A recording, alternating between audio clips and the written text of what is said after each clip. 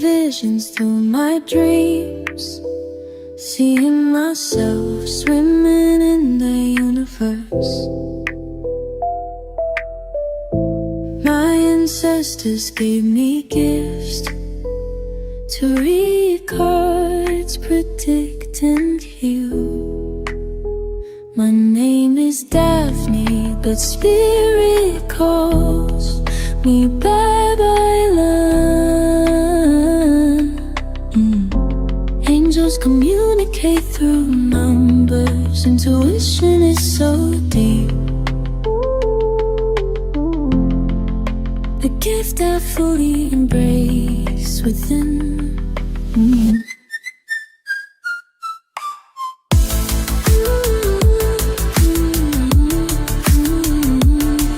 Hi everyone! Welcome po sa inyong almost personal reading. So, tignan natin ang mga nangyayari sa paligid. I want you to know that this is a general reading. So, you may resonate po sa buong reading na ito or baka konti lang, no? Take what's only yours. I also want you to know that this is a timeless reading. So, kung kailan nyo po makita itong video na ito, the message is meant to find you. So, tayo'y maghalungkat or mag-chismis, no? The Knight of Cups, the Queen of Pentacles, and the Sun. Mabagal yung takbo ng pagkakabate natin, no? With our person. Parang meron pa rin ditong longevity or parang waiting in vain. Kailan kaya mag-o-offer si person sa atin ng reconciliation? Kailan kaya siya mag-o-offer ng yung pag-amin ng totoo niyang nararamdaman? Kailan kaya siya mag-o-offer ng sabihin natin din ditong stability, no? Nababagalan lang tayo. Pero alam natin, no, sa sarili natin, someday, one day, dadating din ito. I feel like medyo naiinip lang tayo ng bahagya kasi parang reserved si person. Hindi siya masyadong expressive. With the Three of Cups and the Ten of Pentacles, feeling ko wala namang masyadong issue dito sa inyo. Ang nagiging, pwede ko sabihin minimal, no? Or parang maliit lang na problema is yung kabagalan. Kasi parang nangako na rin dito si person na, kumbaga ang daming plano, no? Nakalatag. Kapag kayo nag-uusap, parang naging dreamy itong inyong conversations, no? Lalo na pag pinag-uusapan yung future. Ang daming plano, ang sarap pakinggan. Siguro ang tinatanong natin dito sa sarili natin, kailan ito mangyayari? Siguro ang tanong natin dito, bakit parang hindi ko nakikita nagte-take ng action, no, si person. With the Three of Cups, parang namuuna dito yung, eto yung gagawin ko, no? Eto yung damit na isusuot ko. Feeling ko na pag-uusapan na rin dito yung kasal. Napag-uusapan din dito siguro yung travel, napag-uusapan dito yung business, napag-uusapan dito yung, I feel like meron kang gusto ring ipagawa, whether this is bahay, something na sa katawan mo rin. Kasi medyo, kapag kayo naman ang dalawang nag-uusap, seryoso, talagang makikita natin yung sincerity.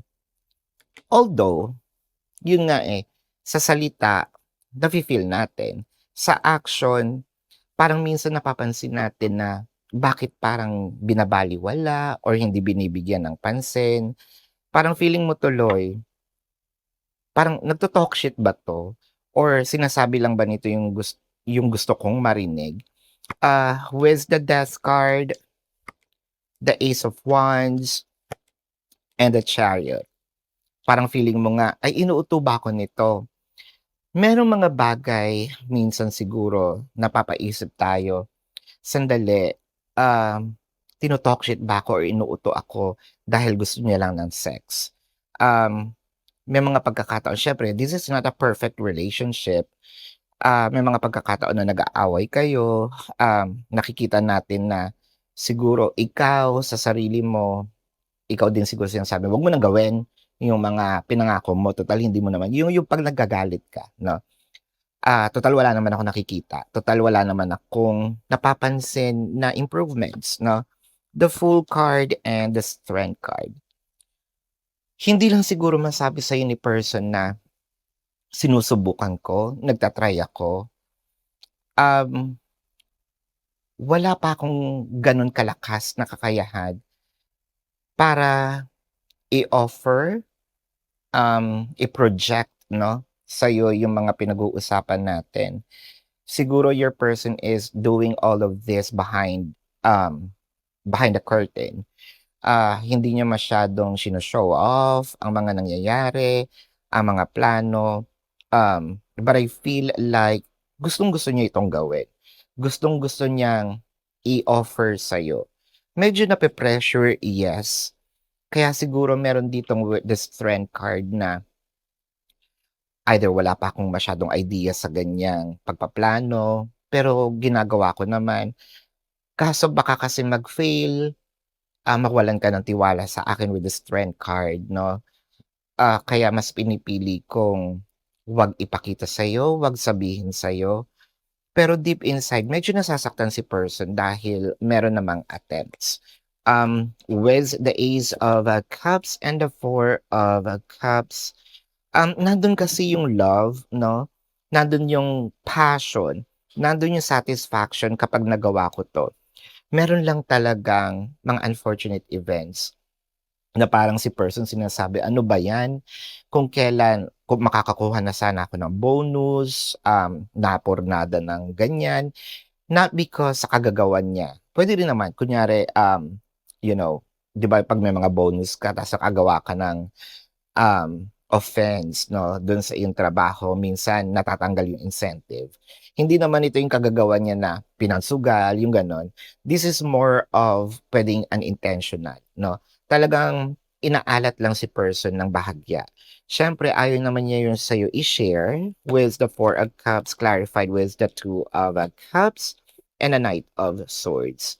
Parang ang hiling dito ni person, um, "Wag sanang magbago ang pagmamahal mo sa akin." Ah, Gustong-gusto niya kasing i-impress ka. Gustong-gusto niyang, um, nag-o-offer sa'yo ng saya. Hindi niya lang hindi niya matanggap na minsan sa buhay ng tao kasi nagfe-fail. So, siguro gustong-gusto talaga niyang ibigay yung mga bagay na pinapangako niya. Yun nga lang, inaalat pero hindi naman ito palagi 'no. Dadating din yung time na mai-o-offer niya kung ano yung mga pinangako niya. So yeah, this is your reading. Let's check the zodiac sign of your person. Bago yan, kung kayo nakaka-resonate, let me know sa comment section. Kung kayo po ay may mga katanungan, sa description box ng video na ito, there is a link. Click the link and you will be routed to my website. Nandun po yung name, number, QR code, amount per question. Take advantage of the 4 questions plus 1 kasi discounted po yun. And if you want to book a private reading, nandun din po siya. Now, let's check the zodiac sign of your person. At syempre, zodiac sign mo rin. Kung alam nyo ang birth chart nyo, it can be a birth, kung hindi lumabas yung mga ascendant nyo, no? It can be a placement of your chart, you or your person. I am seeing Pisces, Taurus, Leo, Scorpio, Virgo, Aries, Sagittarius, Scorpius dominant, Cancer, uh, yeah, and Libra. Yeah, so this is your reading. Maraming salamat. Love and light. Namaste. See you po sa susunod na readings. Goodbye. You